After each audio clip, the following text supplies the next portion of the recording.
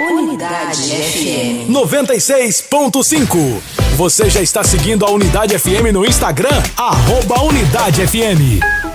Unidade FM 96.5. Quer aprender hebraico de forma simples e intensiva? Então se liga, porque vem aí a 4ª edição da Imersão Hebraico Fácil, de 5 a 9 de maio, das 19h30 às 21 horas. Aprenda com o pastor César Cavalcante os 4 pilares do hebraico fácil e a sua estrutura de funcionalidade: leitura, escrita, pronúncia e transliteração. Garanta já a sua vaga através do site cesarcavalcante.com.br/Unidade FM ou pelo telefone 11 9 75 11 33 85. 4ª edição da Imersão Hebraico Fácil. Essa é a sua hora de aprender. Unidade FM, juntos somos mais fortes. Unidade FM.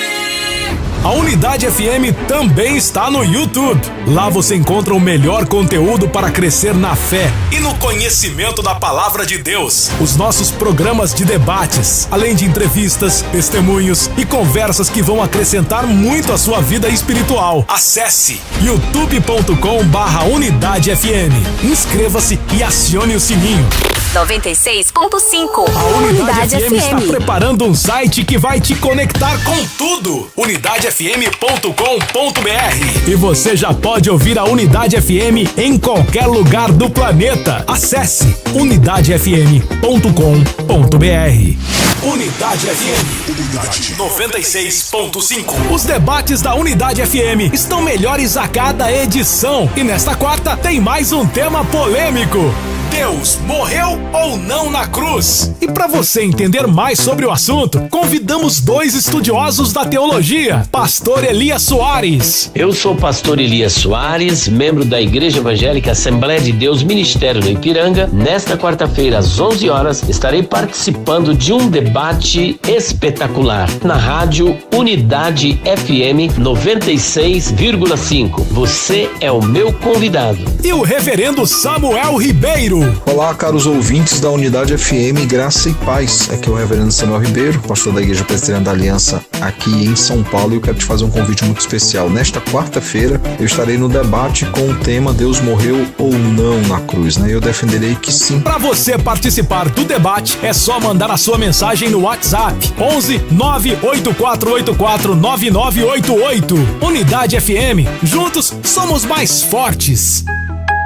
Rádio Pirata é como alguém que invade o campo e atrapalha o jogo de todo mundo. Se você identificar uma rádio clandestina tentando entrar na sua área, no seu dial, denuncie a Anatel 1331.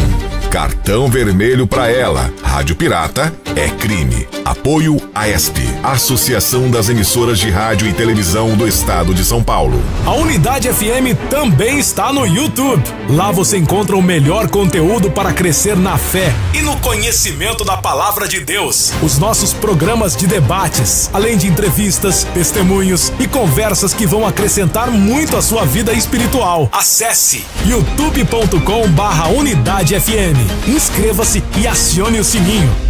Essa é a Unidade FM, ZYO 273 em 96.5 MHz. Rádio Unidade FM. Unidade FM. Juntos somos mais fortes. 3, 2, 1. Agora, a Unidade FM abre um espaço para debater os assuntos que fazem parte do nosso dia a dia. Sempre com convidados especiais para ajudar a esclarecer, iluminar a sua opinião. É a nossa missão. Direto dos estúdios da Unidade FM na Avenida Paulista, debates com o pastor César Cavalcante.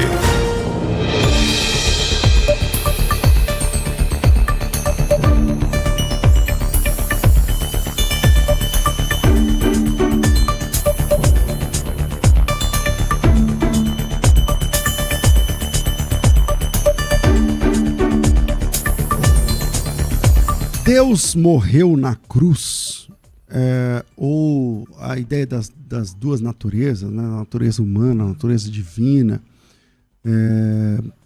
Quando Jesus morreu na cruz, é Deus morrendo ou é o homem morrendo? Essas naturezas se separam, não se separam? Como funciona essa questão? Sejam bem-vindos a mais um episódio do debate da Rádio Unidade FM. Nós vamos juntos até o final dessa programação e que Deus nos ajude a glorificarmos o nome dele aqui, de alguma forma nos lembrando dos textos necessários para que o nome dele seja exaltado. Você pode participar com a gente, na técnica está aqui o Daniel Almeida, e lá no Instagram tem lá a enquete com o mesmo tema: Deus morreu na cruz ou não? Deus morreu ou não na cruz? Então passa lá no @UnidadeFM, não sei se dá para colocar aí, então passa lá no @UnidadeFM, Deus morreu ou não na cruz. 66% está dizendo que sim, 34% está dizendo que não, e esse número pode ser alterado à medida que você passe por lá e deixe a sua votação, deixe a sua opinião. Para participar desse... Aliás, esse debate é a continuação de um dos debates aqui das manhãs de quintas-feiras. Quintas-feiras eu não apresento, por conta de outros motivos de compromisso ministerial. E aí foi uma apresentação, acho que do pastor Cruvinel, e onde estavam aqui os convidados de hoje, pastor Elias Soares, o reverendo Samuel Ribeiro, e nasceu essa ideia, né, desse debate a partir das colocações deles em outro assunto. E aí a gente está aqui hoje para esse debate. Então, sem perder o tempo, pastor Elias Soares, da Assembleia de Deus, bem-vindo mais uma vez aqui à nossa mesa de debates. Muito bom te receber, meu irmão. Muito obrigado, pastor César. É um prazer enorme poder estar voltando aqui na Unidade FM 96,5 para participar de um debate tão relevante quanto esse. Agradeço também a presença aqui do pastor e reverendo Samuel. E antes de tudo, quero mandar um beijo, um abraço para minha esposa e irmã Débora Soares, para o Davi Soares e para Abigail Soares, e para os nossos amigos do nosso canal no YouTube, PR Elias Soares Oficial, e também no nosso perfil no Instagram. Maravilha. Com a gente também aqui, reverendo Samuel Ribeiro, da Igreja Presbiteriana do Brasil. Já esteve com a gente aqui várias vezes, então bem-vindo mais uma vez aqui, reverendo Samuel. Muito bom te receber, meu irmão. Pastor César, pastor Elias, é um prazer estar aqui com vocês, debatendo um tema importantíssimo, né? Um tema aí que tem permeado os concílios da igreja e caminhado durante séculos. Creio que a segunda pessoa da Trindade é a mais, entre aspas, discutida, né, na história. Com certeza. Porque a encarnação não é algo simples de entender. Então a gente precisa ter isso primeiramente como ponto de vista. Então eu pretendo sim defender que Cristo, como Deus, né, sendo Deus, verdadeiro homem, ele está completo ali, as duas naturezas estão ali no momento da crucificação. Ele morre pelos nossos pecados até para satisfazer... Então Deus morreu ali. Para satisfazer a necessidade jurídica da morte de Cristo, né? Há uma necessidade jurídica ali, que são as teorias da expiação, enfim. Eu pretendo passar por esses pontos e tratar sobre esse tema. Ok. Como disse o reverendo Samuel, é verdade. Eu acho que a segunda pessoa da Trindade é a mais debatida, discutida, alvo dos principais concílios, dos mais calorosos. Alguns terminaram até em vias de fato, não sei se vocês sabem disso. E eu acho que a minha impressão é que no século V, no concílio de Calcedônia, a igreja chega a um consenso da ideia das duas naturezas. Acho que foi em 451, né, século V. Éfeso começa em 431 e 451. Então, mas aí bate o martelo em 451, embora alguns dos patriarcados não participam, tipo o de Alexandria, por exemplo, que não concorda ainda até o dia de hoje. Os nossos irmãos lá do norte do Egito ainda não tem aí alguma questão sobre isso. Mas vamos lá. Pastor Elias Soares, a sua opinião inicial sobre o tema. Pastor Elias, Deus morreu na cruz? Bom, o que eu vou defender em primeiro lugar é que eu creio plenamente que o Senhor Jesus é apenas uma pessoa e nele estão agregadas duas naturezas. A gente chama isso de natureza teantrópica de Cristo. É Deus e homem. Não obstante ele ser Deus-homem, não havia necessidade de Deus morrer. E por essa razão, Deus não morreu na cruz. A natureza humana, sim, morreu na cruz. Mas a divindade, ela não morreu na cruz. E eu vou apresentar algumas razões porque a divindade não pode morrer na cruz. Primeiro, porque Deus ele é eterno. Segundo, porque ele é infinito. Terceiro, porque ele é imortal. E quarto, porque ele é imutável. E existem outros atributos agregados à divindade. Eu creio plenamente na doutrina da Trindade, na triunidade, Pai, Filho e Espírito Santo, que compartilham de uma mesma essência, de uma mesma divindade. Jesus é uma pessoa pertencente a essa Trindade, é a segunda pessoa da Trindade. Portanto, como diz Paulo em Colossenses capítulo 2, versículo 9, porque nele habita corporalmente toda a plenitude da divindade. Portanto, ele participa desta mesma divindade que o Pai participa e que o Espírito Santo participa, o Filho também participa. Ele é Deus, e Deus não pode morrer por conta dos atributos que acabamos de apresentar. Ok, reverendo Samuel Ribeiro. Então, quando nós começamos a conversa nessa mesa e terminamos no almoço, eu, ele e o pastor Cruvinel, e foi quando o tema aflorou e nós ficamos de debater.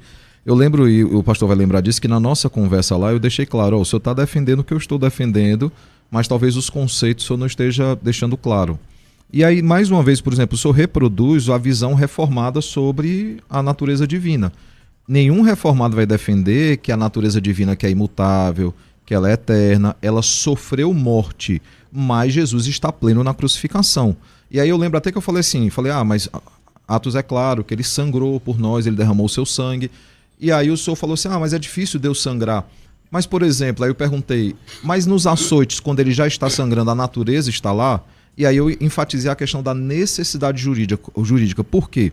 Há vários conceitos ou teorias da expiação, de Abelardo e de outros, que vão discutir aí, e a visão que acabou prevalecendo na reforma foi a chamada necessidade jurídica da morte de Cristo, que é o termo mais fácil de entender. Essa necessidade jurídica é que era necessário que alguém que fosse verdadeiro Deus e fosse verdadeiro homem pagasse o preço. Por quê? Porque o pecado foi contra Deus e foi cometido pelo homem. Então era necessário alguém que fosse Deus e ao mesmo tempo alguém que fosse homem. Por isso a necessidade da encarnação. Cristo, ele é verdadeiro Deus, ele é verdadeiro homem. E ele é um perfeito mediador porque ele dialoga com os dois lados. Ele dialoga com o lado divino e dialoga com o lado humano porque ele é verdadeiro Deus e verdadeiro homem. Esse é o cerne das discussões, inclusive ali em Calcedônia, como foi citado aqui em 451. Então, no quarto século, começa-se a discutir a Trindade em si, aspectos da Trindade, se Jesus havia sido criado, feito, e a conclusão de Nicéia é que ele foi gerado eternamente no Pai, ele sempre existiu. E aí no quinto século começa-se a discutir mais aspectos da obra de Cristo propriamente, como é que essas duas naturezas estariam juntas ali. E o entendimento da igreja é que sim, ele estava ali pleno, ele estava como verdadeiro Deus e como verdadeiro homem. Tanto que nós cremos piamente que Deus nasceu. Nós cremos piamente que ele nasceu. Isso ninguém discute. O credo apostólico é muito enfático nisso, e o próprio credo apostólico é enfático dizendo que ele morreu. Ele, a segunda pessoa da Trindade, passou pela morte. Se a morte ela não é total, ela é fictícia, a necessidade jurídica ela não é efetivada. Você crê então que um Deus pode nascer? Ele encarnou. Okay. É que você disse agora, né? Deus nasceu, Deus Filho nasceu. Pastor Elias.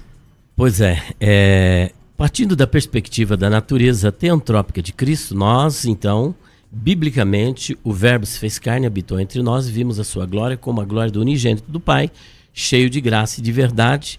Isso, João capítulo 1, versículo 14, e nós temos ainda Filipenses capítulo 2, do 5 ao 8.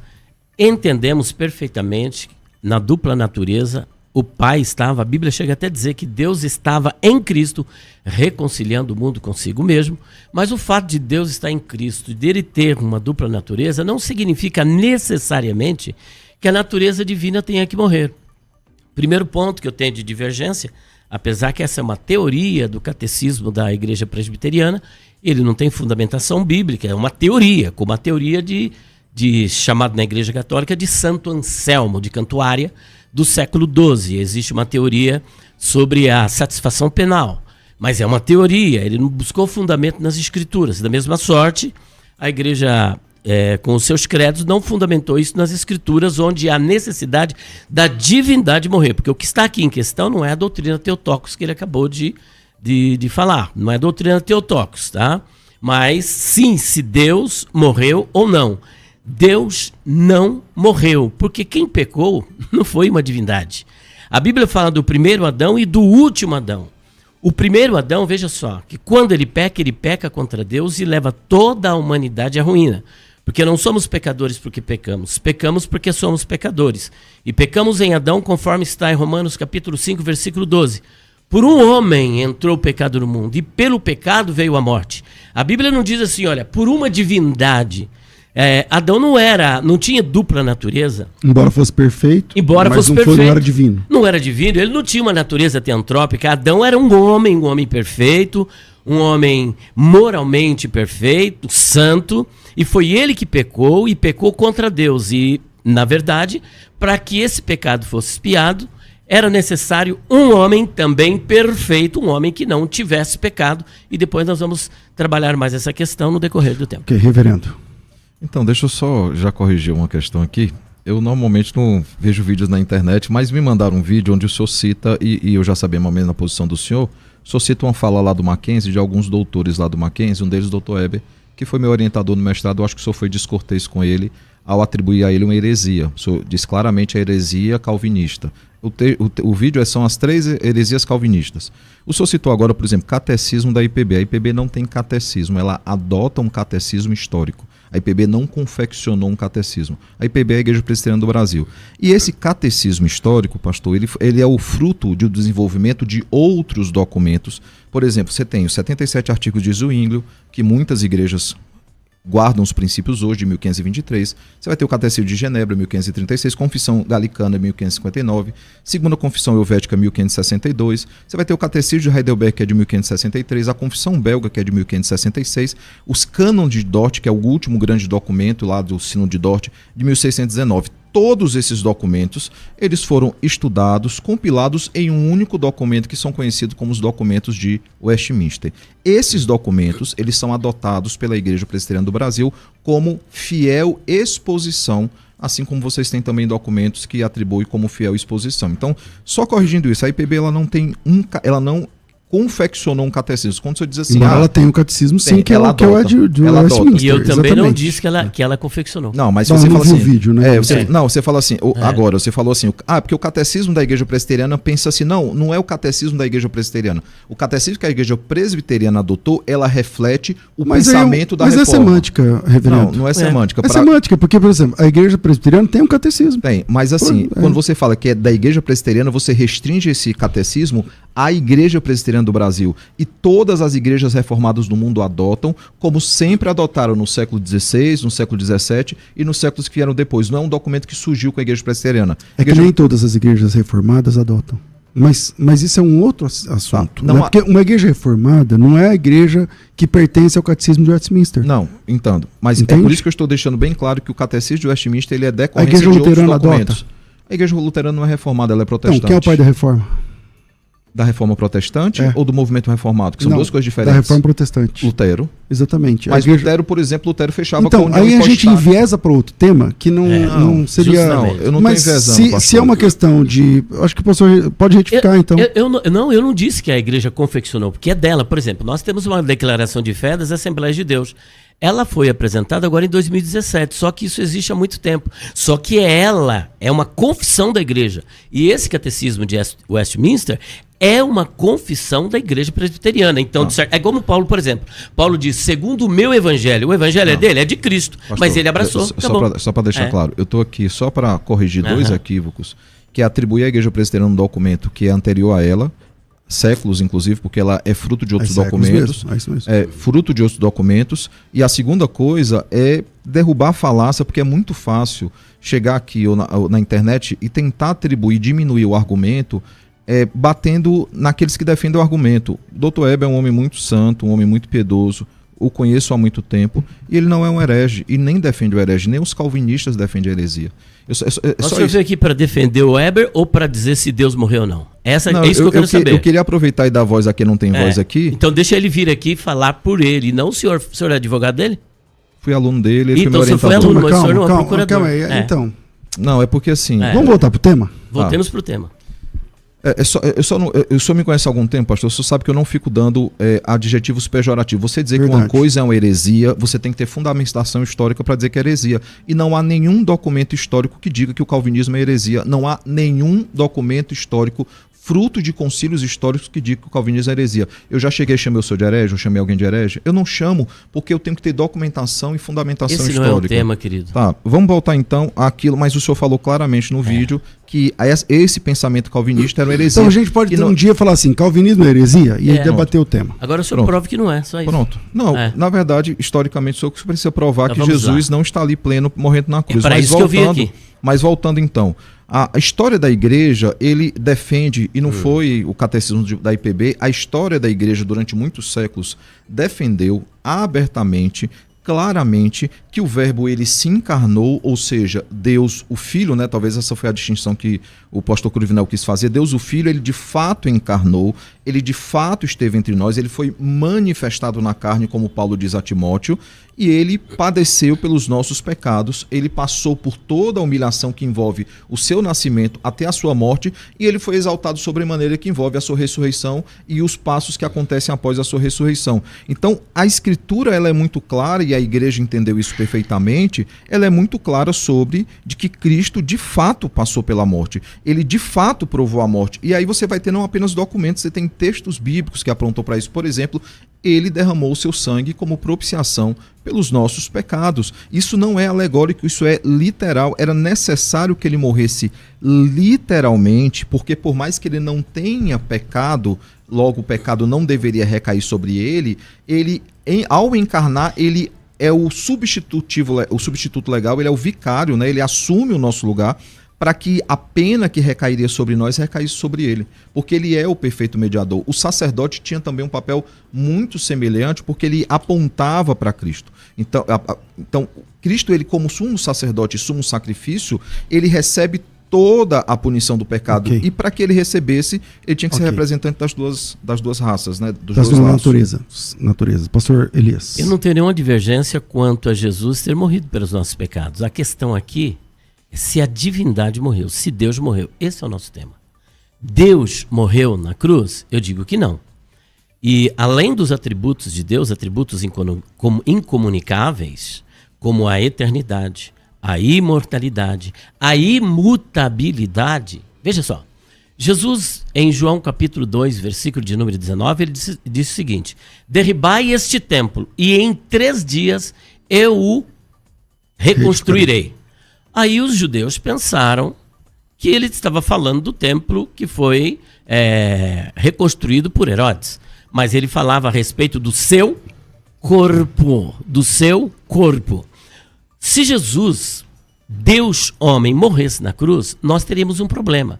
Porque ele mesmo disse que se auto-ressuscitaria. Agora, como alguém que está morto pode se auto-ressuscitar? Apesar dele ser todo-poderoso, isso é algo absurdo. Deus pode tudo? Nem tudo. Deus não pode deixar de ser Deus. Deus não pode morrer. Deus não pode mudar. Deus não pode deixar de ser eterno. Então existem os atributos incomunicáveis de Deus que, no caso, seriam incongruentes se concebêssemos a morte da divindade. Portanto, Cristo não podia morrer porque ele precisava se ressuscitar. E como é que ele ressuscitaria estando morto? Agora tem uma outra questão que é extremamente polêmica. Por exemplo, Jesus, quando estava na cruz, o ex-ladrão na cruz, que a tradição chama ele de Dimas, disse o seguinte: Senhor, lembra-te de mim quando vieres ou quando entrares no teu reino. A resposta afirmativa do Senhor Jesus foi a seguinte: hoje estarás comigo no paraíso. Mas nós sabemos que Jesus ressuscitou no 3º dia e só ascendeu aos céus 40 dias depois. Uma vez que Deus homem morreu, como é que ele poderia cumprir esta promessa que ele fez ao ex-ladrão na cruz de levá-lo no mesmo dia ao paraíso, uma vez que ele estava morto? Eu deixo essa reflexão. Reverendo. Eu volto a falar assim, e eu tô... apesar da reclamação em relação a outra pessoa que não está aqui, mas eu estou realmente preocupado porque a gente vive uma geração de cortes e eu temo que eu vou fazer muitos cortes do senhor e defender uma coisa que eu sei que o senhor não defende e eu sei que o senhor não crê porque eu, apesar de não conhecê-lo tanto pessoalmente, eu acompanho o que o senhor fala. precisa ficar muito claro o que o senhor está definindo, pastor, para que não acusem o senhor de nestorianismo. E eu sei que o senhor sabe o que é, e eu sei que o senhor não está defendendo. Mas se você separa demais, é um problema. Porque, por exemplo, você diz, Jesus ele não pode morrer e ressuscitar a si mesmo. Aí você pega o João 10, 17 e 18, que ele vai dizer o seguinte: por isso o Pai me ama, porque eu dou a minha vida para reassumir, ninguém a tira de mim, pelo contrário, eu espontaneamente a dou, tenho a autoridade para entregar, também para reavê-la. Este mandato recebi de meu Pai. Jesus ele deixa bem claro que entregaria a sua vida pelos nossos pecados, que de fato ele morreria. O credo apostólico deixa isso muito claro. A morte dele foi de fato, isso gerou até aquela confusão, né? Desceu ao Hades, que a gente até já discutiu em um outro programa. A questão lá da expressão desceu ao Hades é que um presbítero quis enfatizar tanto que ele morreu, tanto que as expressões, né, foi crucificado, morto e sepultado, não foi suficiente. Ele quis dizer desceu ao Hades, ou seja, passou dessa para melhor ou bateu as botas. Então, Rufino, quando ele faz ele tenta qualificar que de fato ele morreu, é para enfatizar que ele passou sim pela morte. E ele passa pela morte porque o tempo todo ele está dizendo, se eu digo que somente o homem, humana. A natureza humana está lá na crucificação, entenda, eu estou dizendo que as duas naturezas estão lá. E aí, talvez, a melhor coisa hoje seria a gente tentar concordar até que momento as duas naturezas estão lá. Talvez fosse a melhor coisa até para... Porque até onde vocês vão juntos. Né? Porque eu continuo dizendo, no frigir dos ovos, nós defendemos praticamente a mesma coisa. E aí a gente teria que discutir conceitos como o comunicato idiomato, né, questões de conceitos da reforma, que tinha a ver mais com a ceia do Senhor do que propriamente com as duas naturezas de Cristo. Lutero discutindo sobre ceia do Senhor, porque ele entendia que havia transubstanciação e outras coisas. Então, assim... era deixar bem claro até que momento Jesus ele é verdadeiro Deus, ele é verdadeiro homem. Faltando 1 minuto para ele morrer, 1 hora para ele morrer, antes dos açoites, ele chega a sangrar sendo verdadeiro Deus. Talvez se isso ficasse claro para quem está assistindo, a gente caminhasse para tentar ver em que pontos nós temos em comum e que pontos nós não temos em comum. Elias. Bom, vamos lá então, trabalhando para ficar claro, óbvio e ululante. Ele diz, eu dou a minha vida para depois retomá-la. Eu assino embaixo. Ele morre e ele retoma a sua vida. Mas como é que ele retoma? Retoma como Deus. Se ele está morto como Deus, não tem como ele retomar. Porque ressurreição é poder de Deus. Se ele morre fisicamente e divinamente, então a natureza divina e a natureza humana morre, ambas. Ele tem que ser ressuscitado por outro. Por outro e não por ele. Ele já não pode cumprir isso que ele está falando. Então a natureza divina não pode ter morrido. Se ela não morreu, é lógico que ele iria retomar. Quando o senhor fala de união hipostática, é muito interessante.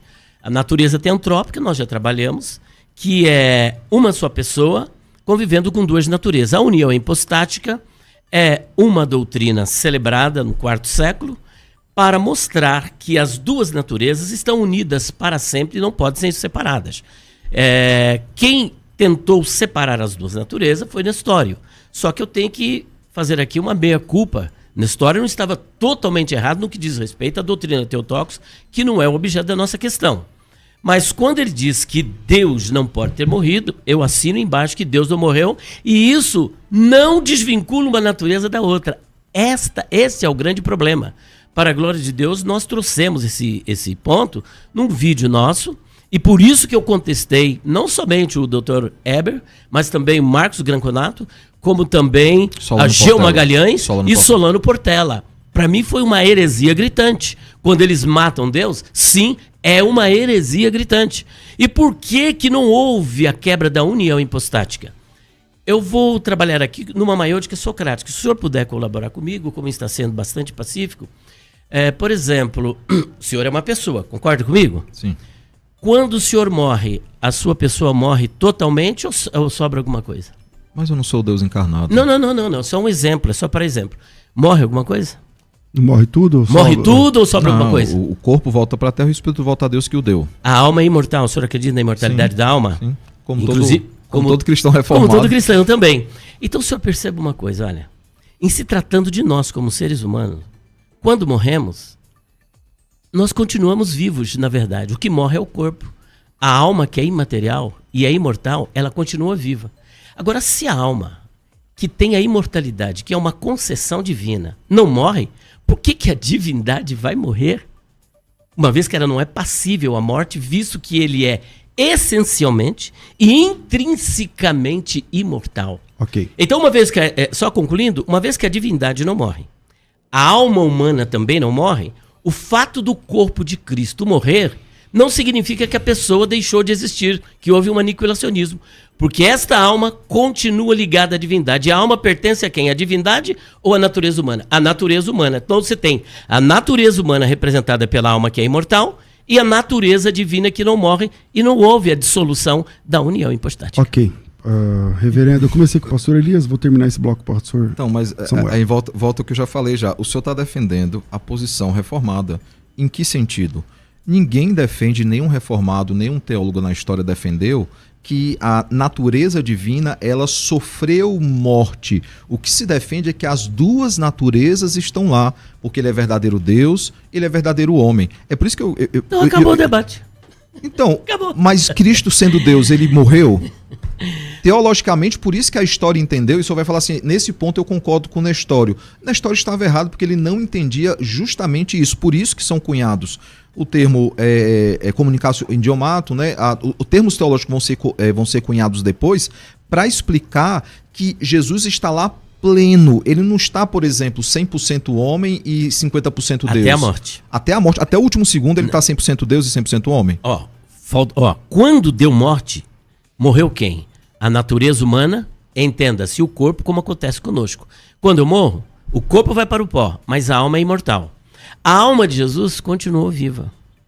E a divindade também. Então não houve uma desassociação, uma quebra de vínculo entre a pessoa divina, entre a divindade. O que é imaterial sobrevive, permanece. Isso. Isso. A alma é imaterial e imortal. A divindade também é imortal. Visto que você tem a alma que é imortal, que pertence à natureza humana, e a divindade, que também é imortal, as duas continuam conectadas. A natureza teantrópica continua, porque a alma é humana, faz parte da natureza humana. E a divindade também continua. Ok, eu tinha falado que o reverendo Samuel ia terminar, mas aí o Elias voltou a falar, então, reverendo, termina aí o bloco. Não, então, mas quando, por exemplo, você usou a expressão... quando você morre, a sua alma tal, mas, por exemplo, quando eu passo pela morte, um dia todos nós vamos passar, se Cristo não voltar antes... E eu nem vou discutir escatologia aqui, porque eu sei que os dois divergem, eu acho que divergem no pré e no pós. Mas quando eu passar pela morte, qualquer um aqui passar, ninguém vai dizer assim, o corpo do Samuel morreu, vai dizer que eu morri. Primeiro aspecto. Só que eu volto a dizer, eu não sou o Deus encarnado. Eu não sou a segunda pessoa da Trindade. Então, eu entendo até onde a analogia pode ir, até onde ela não pode ir. Por exemplo, eu, como homem, mesmo tendo a alma imortal, eu não sondo corações e eu não conheço pecadores, e Cristo conhecia. Então, ele tinha ali as duas naturezas plenas, 100% Deus, 100% homem, verdadeiro Deus e verdadeiro homem, que é justamente a expressão cunhada ali na Calcedônia. Alguns usam a expressão totalmente Deus e totalmente homem, e isso pode trazer algumas implicações muito sérias. Então, ele era verdadeiro Deus, ele era verdadeiro homem. Ao encarnar, ele é verdadeiro Deus, verdadeiro homem, ele passa pela morte, verdadeiro Deus, verdadeiro homem, para que pudesse pagar então o preço pelos nossos pecados e cumprir a necessidade jurídica da sua morte. Bom, a gente vai para o intervalo e a gente volta já. Segundo bloco, vou tentar fazer rapidinho aqui e a gente volta. Vira aí, a gente volta, vai.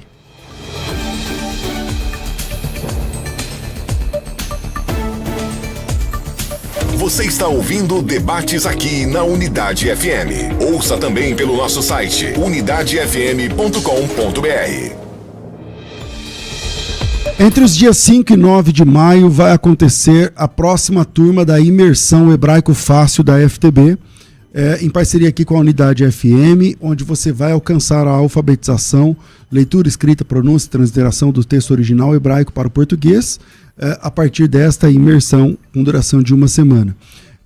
As aulas são ao vivo, é de segunda a sexta mesmo, não é gravado, não é a gravação da última turma, não. Aulas ao vivo, tirando dúvidas, comunidade de alunos. Aliás, a todos os que já se inscreveram, por favor, participe da comunidade de alunos.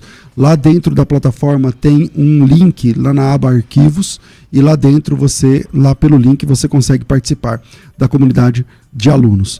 Na comunidade de alunos você pode subir todas as suas tarefas, trabalhos, tirar dúvidas, e nosso time de supervisão são aqueles que estão fazendo estágio, que já aprenderam hebraico comigo em outras turmas, estão ali tirando as suas dúvidas, e você vai participar de tudo isso, ter o certificado expedido pela faculdade no final, pagando apenas R$40. É isso mesmo, parece piada, parece brincadeira, mas não é. O valor é R$297, que mesmo assim é muito barato, mas para essa primeira turma o valor é só R$40. Para você se inscrever rapidamente, é só chamar pelo WhatsApp, para quem está ouvindo pela rádio, 97511-3385, 011 aqui em São Paulo, 97511-3385, ou você também pode clicar no link que está disponível aqui, ou fixado no chat para quem está ao vivo, ou disponível no link na descrição do vídeo. É só clicar para fazer a sua inscrição. O WhatsApp está disponível, o link também, e para fazer a inscrição no Hebraico Fácil é só escolher um desses dois aí e participar. 97511-3385 é pelo WhatsApp, ou clicando no link que está disponível aqui para quem está acompanhando pelo YouTube. Vira aí e a gente volta já. Vai! Debates com o pastor César Cavalcante.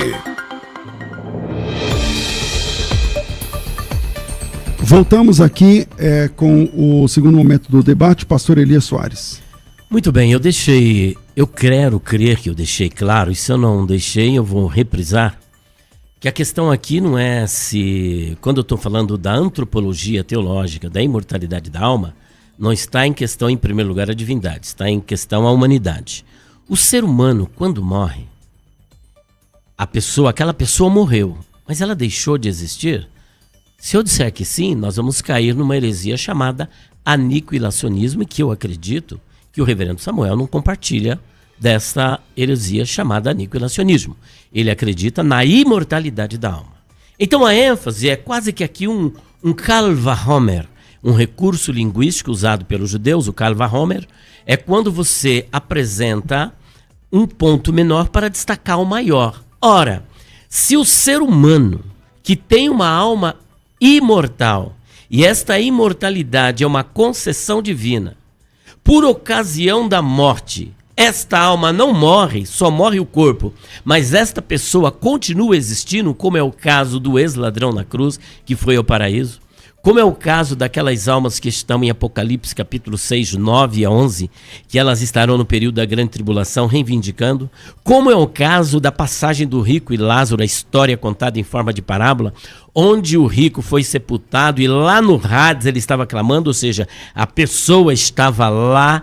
E como é o caso de 2 de Pedro, capítulo 2, versículo 9, quando diz que os ímpios estão sob castigo, e quando diz no caso de Lázaro que está no estado de bem-aventurança. Se deixou de existir, então não tem estado de bem-aventurança. Se o ser humano continua existindo após a morte, imagina Deus que fez uma concessão divina para o homem da imortalidade, e ele que é intrinsecamente imortal, ele que é essencialmente imortal, como é que pode morrer? Se eu disser que Deus morre, então eu estou simplesmente trabalhando, militando contra a própria palavra de Deus, que diz que ele é imortal, que ele é imutável, que ele é eterno. Portanto, ali na cruz estavam as duas pessoas, mas na hora da morte quem morreu? A natureza humana, e sobreviveu dessa natureza humana a alma que continuou unida a natureza divina. Eu tenho 30 segundos? Então eu vou aqui dar prova. Eu tenho aqui um calvinista muito respeitado. Não é um apelo à autoridade, mas é para reforçar. Passou os seus 30 segundos. Ixi, você falou 30. Ai, meu Deus do céu. William Hendricks, no seu comentário de Romanos, olha só que interessante que ele diz aqui, olha. Foi na carne de Cristo, na sua natureza humana, que Deus condenou e puniu os pecados de seu povo. Foi na carne de Cristo, na sua natureza humana, e não na divina. Interessante. Bom, reverendo. Eu tenho um comentário aqui, depois a gente pode discutir só esse comentário. E ele não está desfazendo nada do que a história disse. Vamos lá. Nós tivemos 2 grandes concílios que discutiram esse assunto. Nós tivemos 431 ali em Éfeso que é quando o nestorianismo ele é condenado. Nestório ele defendia uma separação completa das duas naturezas, justamente para dizer que Deus, e é exatamente essa discussão de Nestório, Deus não morreu. Não é completa, porque não são dois entes, né? Mas assim, ele é uma frágil ligação, exatamente. Mas a consequência é essa, Deus não havia passado pela morte. E aí, o concílio de Éfeso, ele vai então discutir, inclusive quando surge a expressão Theotokos, né, que os católicos interpretam muito mal, porque a ênfase ele é ressaltar a completa natureza de Cristo e não a divindade de Maria. Essa não é a discussão do Theotokos. Então vai deixar claro o seguinte, ele é uma única pessoa e as naturezas elas estão unidas nessa única pessoa. Depois, em 451, essa discussão ainda reside, né? E agora surge o monofisismo, que não é mais uma separação das naturezas, mas somente uma natureza. E nessa somente uma natureza, a divina ela influencia na humana. E aí é quando se discute, que é o termo que o senhor já usou, que é a união hipostática, né? Que é justamente a questão de que são duas naturezas completas. Ele é verdadeiro Deus e é verdadeiro homem quando essa expressão é cunhada. Natureza teantrópica nesse caso. Aí é a sim, que é a dissolução. A hipostática é quando elas não se dissolvem, não se separam. Tá, mas assim, o desenvolvimento do pensamento é esse. E aí o que acontece? Quando a gente traz para cá a discussão, porque volta a dizer, não é simples, primeiro, entender a encarnação não é simples. Verdade. Não foi simples para o concílio lá da Calcedônia, de Éfeso, discutir o Theotokos. É difícil, tanto que houve uma interpretação de que mãe de Deus era porque ela era mãe do Deus Pai.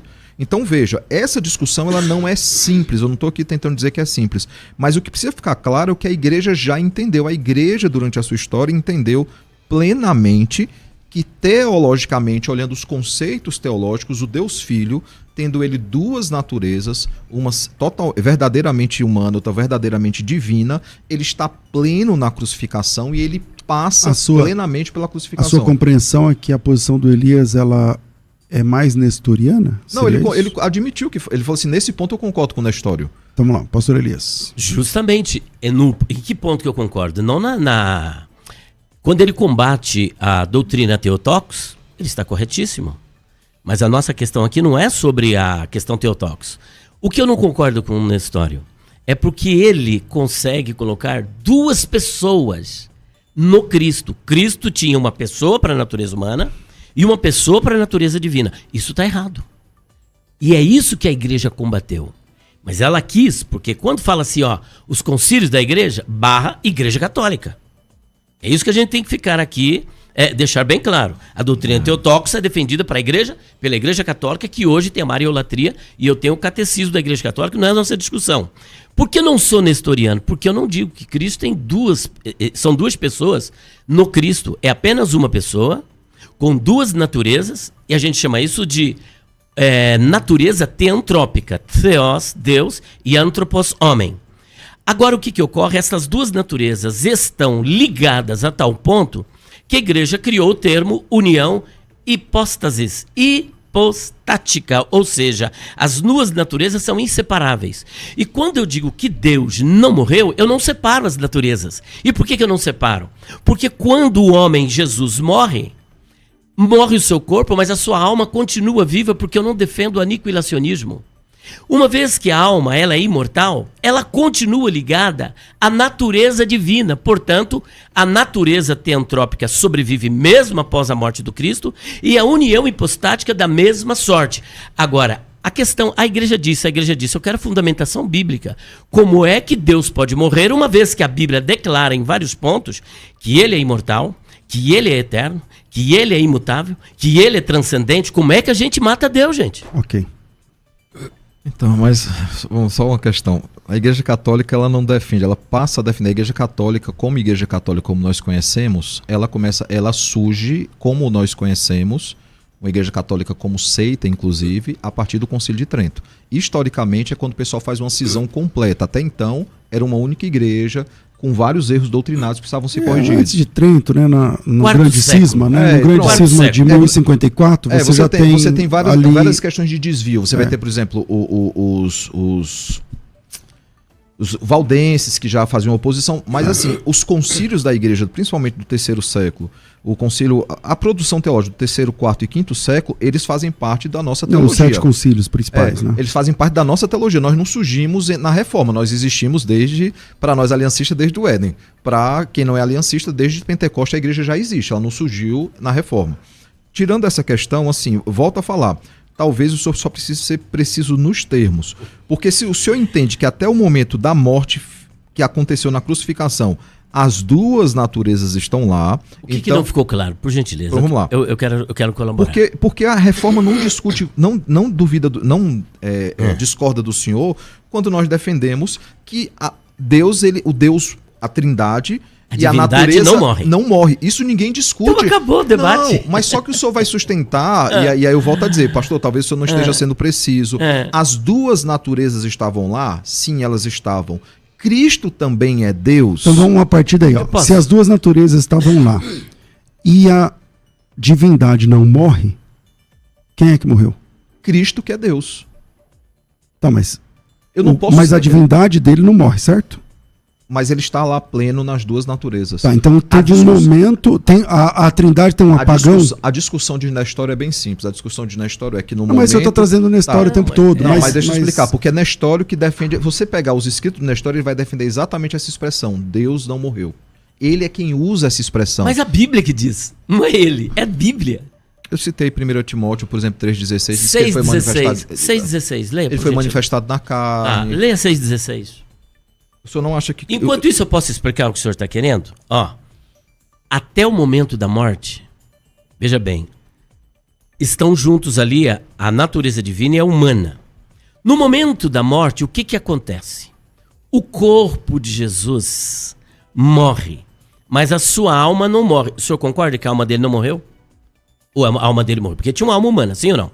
A alma humana dele morre. Isso é entendimento. É plena.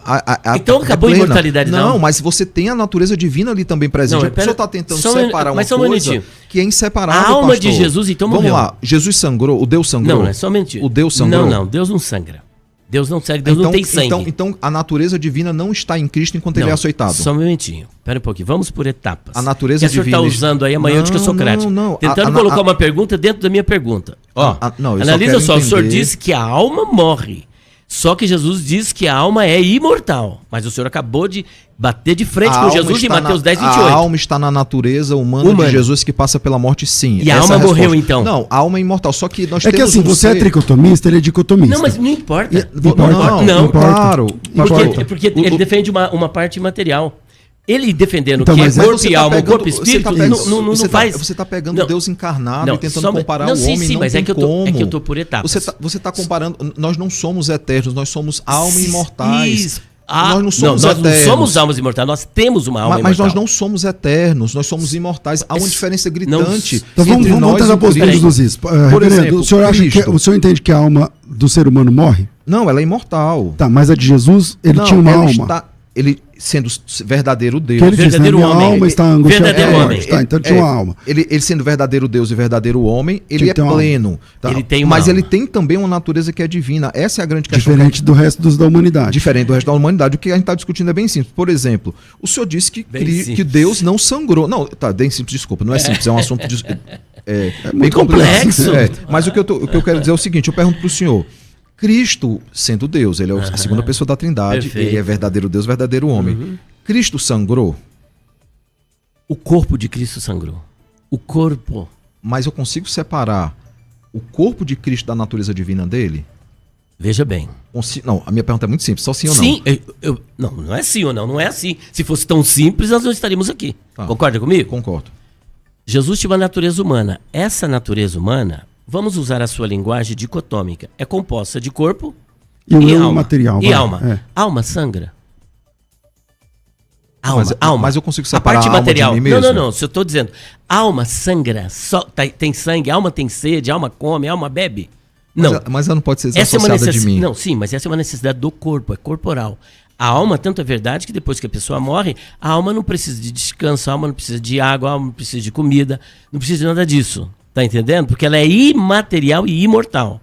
A alma de Jesus não sangra, o que sangra é o seu corpo. E isso é que sangra. A divindade, o Senhor Jesus diz, olha, tocai e vede, que o espírito não tem carne nem osso, como vocês veem que eu tenho. Mas é afirmado claramente. E Deus é Atos. espírito. Ó, eu explico isso daí, Atos 20, 28, é isso, quer saber? Ele derramou o seu sangue por nós. Então vamos entender bem esse versículo? Vamos entender. E depois também, 1 Timóteo 3,16, que diz e o que 6,16. Deus foi manifestado na carne. Isto, é claro. E o 6,16, que não foi lido ainda, né? Quer ler? Pode ler também. O único que habita na luz inacessível, tem que é imortal. Isso, o único que tem imortalidade habita na luz inacessível. Mas isso não discute a questão da encarnação de Cristo. Veja bem, ó, eu vou ficar aqui rodando em círculo. A minha posição não é nestoriana. Nestório, ele concebia duas pessoas para Cristo. Uma pessoa humana e uma pessoa divina. Não é o meu caso. Cristo é uma pessoa com duas de natureza e que nós chamamos de natureza teantrópica. Essas duas naturezas estão ligadas a tal ponto que elas são inseparáveis. Quando houve a morte, quem que morreu? Morreu o corpo de Jesus, como ele disse, olha, este é o meu corpo que é partido por vós. Quando ele deu o cálice, ele falou, este é o meu sangue. Espírito não sangra e alma não sangra. Quem sangra é o corpo. Jesus deixou de existir como pessoa? Não deixou de existir. Por quê? Mesmo um ser humano sem ter a divindade, quando morre, ele não deixa de existir. O corpo morre, mas a alma continua e a alma continua ligada à divindade. Eu acho que eu não vou repetir mais isso. Vamos lá. Eu não sei nem o que dizer agora. Vamos lá. Eu oriento o senhor fortemente a ler novamente o que Nestório defendeu, porque em dada medida o senhor está defendendo exatamente a mesma coisa que ele defendeu. Exatamente a mesma coisa. Ele tinha um problema, Nestório, que era a questão de que Deus passou pela morte. E ele defendia abertamente que somente a natureza humana havia passado pela morte, que somente a natureza humana havia sangrado. Se somente a natureza humana ela sangra, e somente a natureza... Porque somente eu estou dizendo o seguinte, eu estou separando as duas naturezas em duas coisas diferentes. As duas naturezas estão lá. Como na história, né? Uma não pode desassociar da outra. É uma coisa só. Cristo, ele é verdadeiro Deus, verdadeiro homem, uma só coisa. Nessa uma só coisa, a parte humana dele, claro que vai derramar o sangue, mas eu não tenho como separar da parte divina. Por isso que eu digo que Deus, ele morreu na cruz pelos nossos pecados, o Deus Filho. Bom, por isso o Concílio de Calcedônia diz que as naturezas são inseparáveis. Embora... você tem que convir que a pergunta do Elias é interessante, né? A alma sangra. Divindade sangra. O espírito sai sangue, né? Então, aí tem a Bíblia diz lá em Hebreus que a palavra de Deus consegue a visão de alma e espírito, por exemplo, que a gente não consegue fazer isso teologicamente. Mas eu volto a falar, não é um assunto simples, e desde o começo a gente tem deixado isso claro, tanto que séculos e séculos discutiu isso, mas nós precisamos crer, como os concílios creram, à luz das escrituras, eles não tiraram do nada esse assunto, de que Cristo, enquanto ele sangra, ele é Deus, porque ele é totalmente verdadeiro homem e verdadeiro Deus. Enquanto ele padece pelos nossos pecados, ele é Deus, ele morre Deus, ele ressuscita Deus. Por quê? Porque ele é a segunda pessoa da Trindade, ele é o Deus que se fez carne, o verbo que encarnou, e eu não tenho como fugir disso. O Deus Filho, ele teve fome, o Deus Filho, ele teve sede. Isso, inclusive, é para combater o gnosticismo e o docetismo, que dizia que ele era uma alma que esteve no nosso meio. Então, ele, de fato, encarnou. E esse é o grande mistério da encarnação, não é simples. É a grande discussão da história, é a segunda pessoa da Trindade, porque é difícil conceber a encarnação. Nem dá para comparar, por exemplo, teofania com encarnação, porque a teofania ela é passageira, a encarnação ela é perene, ela é eterna. Então é difícil de entender, mas o que traz segurança para mim é entender que ele está junto lá, os dois estão juntos e não há como separá-los. Por isso eu posso afirmar que o Deus Filho, ele morreu na cruz pelos nossos pecados. Agora, sabe o que realmente é difícil? É difícil ir contra a palavra de Deus. 1 Timóteo capítulo 6,16 diz que Cristo é imortal, essencialmente imortal, a sua divindade, que ele é imutável, que ele é transcendente, que ele é imaterial e que a divindade também, ela é eterna. Isso é que é difícil, dar morte àquilo que não morre. E eu nunca defendi a separação das naturezas, em momento algum aqui, quem está me ouvindo e me assistindo, sabe que em momento algum eu defendi a separação das duas naturezas. A natureza humana continua sendo representada pela alma que é imortal, e ele concorda que a alma é imortal porque ele não é aniquilacionista. A divindade não morre, estando Portanto, alma e divindade unidas, as duas naturezas estão unidas numa só pessoa. O que morreu? O corpo de Jesus. O próprio Adão, ele morreu o quê? Depois, o seu físico. Qualquer pessoa, quando morre, morre fisicamente. A alma continua. Então, não tem morte de Deus. Essa é a questão. Reverendo, rapidinho. Então, mas até o próprio texto que o senhor cita, de Timóteo, e a gente precisava ler ele todo, né? Ele vai falar da morte de Cristo claramente. Eu exorto-te perante Deus que preserva a vida de todas as coisas. Isso é o 6 que o senhor citou, 6, a partir 16. Do verso 13, né? Antes do 16 tem alguns versos. Certo. Preserva a vida de todas as coisas, e perante Jesus Cristo, que fez diante de Pôncio Pilatos, fez a boa confissão, que guardaste o mandato imaculado e irrepreensível até a manifestação do nosso Senhor Jesus Cristo. Ou seja, ele está falando aqui da morte de Cristo e depois da volta de Cristo, né? Nesse inteirinho Cristo ressuscitou, em qual em suas épocas há de ser revelado pelo bendito e único soberano, o Rei do Senhor e Senhor dos Senhores, o único que possui imortalidade, que habita em luz inacessível, a quem homem jamais viu, ninguém é capaz de ver, a ele honra e glória pelo século e poder eterno. Amém. E onde aí diz que Deus morreu, que a divindade morreu? Não, ele está narrando aqui, e é daqui, por exemplo, um dos textos que é tirado do crédito apostólico, a boa confissão que ele fez de Pilatos, logo depois ele vai morrer por causa dessa boa confissão. Então, assim, aqui está falando da humilhação de Cristo e da exaltação de Cristo. Você vai pegar o próprio texto também, que foi obediente até a morte e morte de cruz. Então, essa discussão de humilhação e exaltação, Paulo ele tem um roteiro muito bem definido.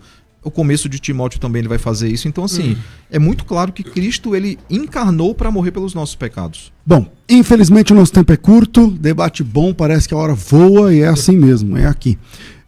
Elias, muito obrigado pela sua presença aqui, mais uma vez. Se você quiser anunciar o seu livro, rapidinho, a gente tem aqui um minuto e meio. Opa, vamos lá, 1 minuto e meio.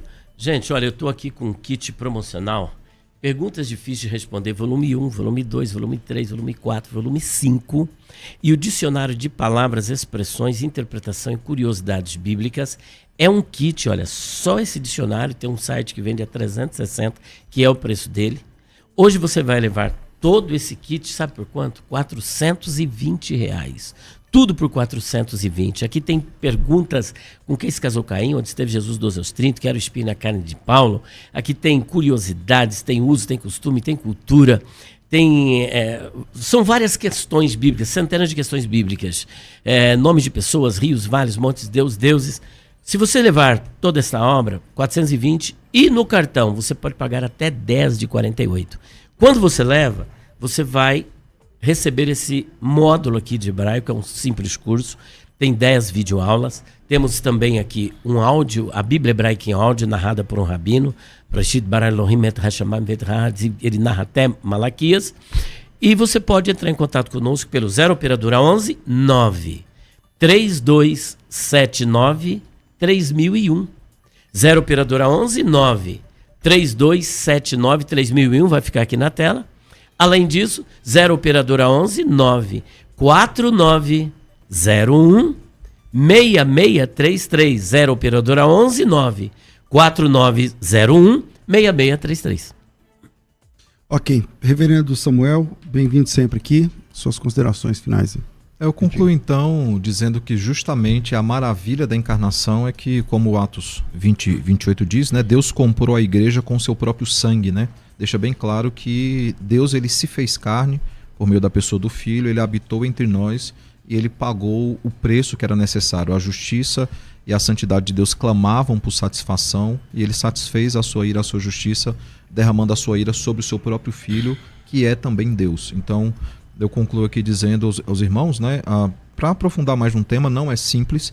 Acaba que algumas vezes, até em algumas orações eu já vi, pastor, em oração, a pessoa orando ao Deus Pai, e no meio da oração fala assim: te agradecemos porque o Senhor morreu na cruz pelos nossos pecados. Então há muita confusão entre as pessoas da Trindade e precisa se aprofundar mais. Então a minha sugestão é aprofunde-se nesse tema, na história da igreja, nos grandes concílios, que eles não são palavra de Deus, né? Não são inspirados, mas eles tiram muitas dúvidas importantes do desenvolvimento teológico da vida da igreja. É que o sangue do Filho de Deus é que foi derramado, né? Sendo o sangue do Filho de Deus, é como se fosse de Deus, e né? Como ele é Deus, e como Cristo é Deus. Ele é Deus, né? Mas ele tem corpo, né? Vamos lá.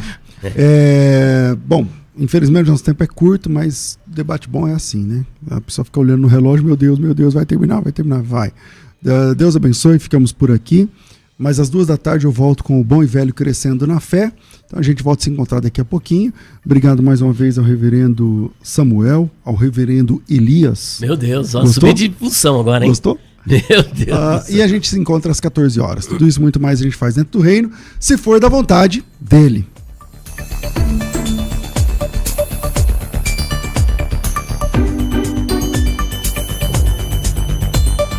Você ouviu Debates na Unidade FM. Dentro de alguns minutos, este programa estará disponível no seu dispositivo de podcast. Basta digitar Debates Unidade FM e ouvir a qualquer momento, quantas vezes quiser. Disponível para Spotify e outros tocadores da Apple e Android. Unidade FM. Juntos somos mais fortes.